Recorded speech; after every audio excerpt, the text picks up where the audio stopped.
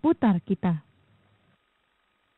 Baik pemirsa, tadi kita sudah lihat beberapa bakal calon yang akan memperebutkan kursi DKI begitu, DKI 1 pada tahun 2017 mendatang. Dan untuk membahasnya, kita sudah bersama dengan Bang Pangi Sarwi Caniago, pengamat politik dari Indo Strategi. Halo Bang Ipang, apa kabar?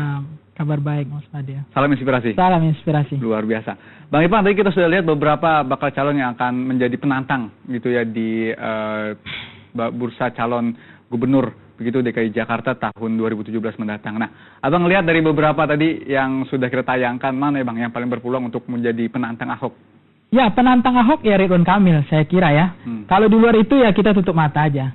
Karena saya kira memang itu yang punya potensi ya. Karena dari segi kalau yang lain itu justru karena begini, kenapa Ridwan Kamil bisa menjadi penantang potensial untuk menggantikan? Sekarang kan dua pertanyaan, mau ganti gubernur atau tidak? Kalau mau ganti gubernur, ya berarti selain Ridwan Kamil agak sulit. Tapi kalau kita mau ganti gubernur, ya Ridwan Kamil penantangnya yang bisa. Abang lihat dari mana ini supaya memang biar dicarakan ada indikator. Ridwan Kamil ada itu sini. Ya, indikator pertama, elektabilitas dan akseptabilitas. Elektabilitas Ridwan Kamil itu cukup bagus ya, sampai mengakar ya. Nah, elektabilitas dan akseptabilitas, tingkat populer dan tingkat keterpilihan itu Ridwan Kamil beriringan. Karena begini, tingkat orang terkenal belum tentu dipilih. Karena dikenal karena kebaikannya, karena prestasinya itu bisa dipilih. Tapi karena misalnya, saya minta maaf, misalnya seperti Haji Lulung, dia dikenal. Tapi karena dikenal karena prestasinya atau tidak, itu juga menjadi masalah. Nah, harus beriringan antara elektabilitas dengan akseptabilitas. Nah, kan sekarang ini yang bisa menyalip itu, ya, ketika ini lap terakhir itu ya bisa popularitasnya, elektabilitasnya Ridwan Kamil gitu. Nah, ya cuma itu pilihan.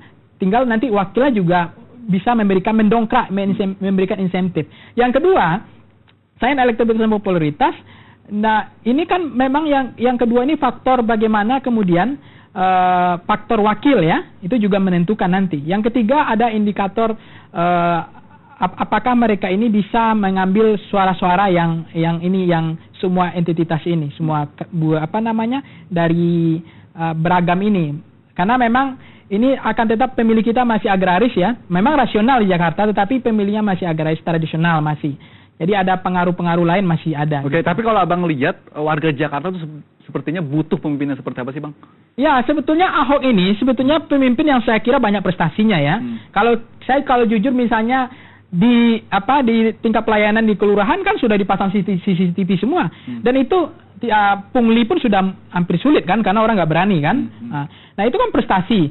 Yang kedua misalnya bagaimana dia menertibkan kondisi masyarakat di membuat kota Jakarta lebih tertib. Dia juga berani misalnya kampung pulau dan lain-lain sebagainya. Termasuk hari ini yang lagi hangat diperbincangkan itu adalah Kalijodo itu kan. Kalijodo itu juga itu tergantung Ahok itu tidak disukai hanya karena komunikasinya saja. Tetapi dalam konteks perspektif cara kerja, keberanian dia termasuk berani melawan DPRD juga, feodalisme DPRD juga itu, bahkan dia sudah berani mengatakan calon independen, itu sebuah prestasi. Jadi kalau kinerja prestasi saya kira hampir tidak ada masalah. Gayanya yang memang sedikit frontal dan juga belak-belakan itu mungkin mengaruhi gak Bang? Karena masyarakat kita ketimuran ya, masyarakat apalagi Betawi itu kan kadang-kadang ada etika ya. Nah persoalan etika dalam komunikasi itu penting ya.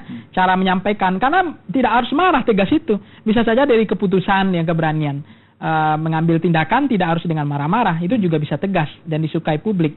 Nah yang ketiga, salah satu cara siapa yang bisa mengalahkan Ahok ini adalah dia harus antitesis dari Ahok ini. Antitesis itu adalah ya kebalikan dari Ahok. Itu bisa.